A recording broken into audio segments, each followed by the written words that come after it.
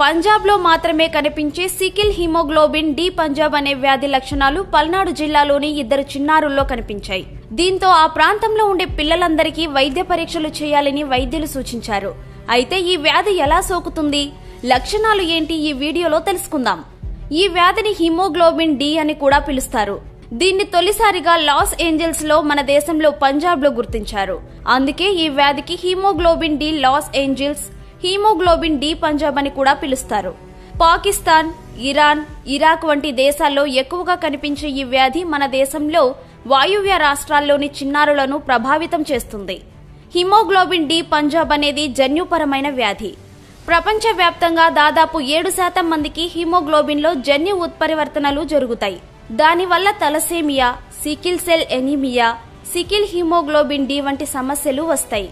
Haemoglobin D వ్యాధి సోకిన వారి రక్తంలో హిమోగ్లోబిన్ 5% కన్నా తక్కువగా ఉంటుంది. ఎర్ర రక్త కణాలు కూడా తగ్గిపోతూ ఉంటాయి. దీనివల్ల త్వరగా అలసిపోవడం, బలహీనంగా కనిపించడంతో పాటు తరచూ అనారోగ్యానికి గురవుతూ ఉంటారు. అయితే ఈ వ్యాధి లక్షణాలు ఎప్పుడూ ఒకేలా ఉండవు. కొందరికి కామెర్ల కారణంగా కళ్ళు పసుపు రంగులోకి మారిపోతాయి.